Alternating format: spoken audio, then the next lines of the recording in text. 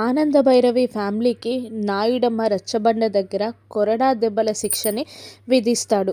దాంతో ఉగ్రరూపం దాల్చిన ఆనందభైరవి వాళ్ళపై దెబ్బ పడితే ఊరుకోను అని అనగానే, దెబ్బ పడకపోతే ఎలా? దెబ్బకి దెబ్బ తీస్తేనే కదా ఈ నాయుడమ్మ పరువు నిలబడేది అని గట్టిగా చెప్తూ ఉంటాడు నాయుడమ్మ. అయినా కోపంగా చూస్తూ ఉంటుంది ఆనంద.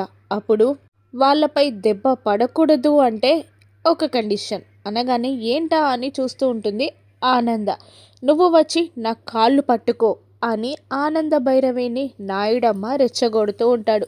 దాంతో రే నీ అంతు చూస్తా ఈరోజు అని రోహిత్ పైకి వెళ్ళబోతూ ఉంటాడు. పిన్ని, వాడు చెప్పింది చెయ్యొద్దు, నాకు కాస్త టైం ఇవ్వండి, వీడి మక్కలు ఇరగొడతాను అని రోహిత్ అంటూ ఉంటాడు. అవునమ్మా అన్నట్టు దర్శన్ కూడా రోహిత్ వెంటే నాయుడమ్మని చితకబాదడానికి పైకి వెళ్ళబోతుండగా ఆనంద భైరవి వాళ్ళిద్దరిని ఆపేస్తుంది. ఆగండి అని అంటూ నాయుడమ్మ దగ్గరికి తలదించుకొని నడుస్తూ వెళ్తూ ఉంటుంది ఆనంద. శరణ్య కూడా వద్దతయ్య అని అంటూ ఉండగా అనన్య మాత్రం సంతోషపడుతూ ఉంటుంది. కానీ నాయుడమ్మ ఆనంద భైరవిని చూస్తూ సంతోషపడుతూ ఉండగా ముందుకు వెళ్ళిన ఆనంద భైరవి నాయుడమ్మకి ట్విస్ట్ ఇస్తూ వెనకాల కొరడాతో నిలబడిన వ్యక్తి నుండి కొరడా లాక్కుని నాయుడమ్మ గొంతుకి ఉరివేసి లాగుతుంది.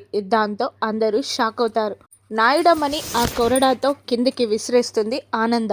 ఇక రౌడీలు మీదికి రాబోతుండగా రోహిత్, దర్శన్ ఇద్దరూ కలిసి ఆ రౌడీలని చితకబాదుతూ ఉండగా ఆనంద నాయుడమ్మని ఇలా తిడుతూ ఉంటుంది. ఏంట్రా, నేను నీ కాళ్ళు పట్టుకోవాలా అంటూ ఆ కొరడాతో నాయుడమ్మని చితకబాదుతూ ఉంటుంది ఆనంద భైరవి. ఇక అందరూ అది చూసి షాక్ అవుతారు. నాయుడమ్మని పోలీసులకు అప్పచెప్తుందా ఆనంద? రాను ఎపిసోడ్స్లో చూద్దాం. Thank you for watching.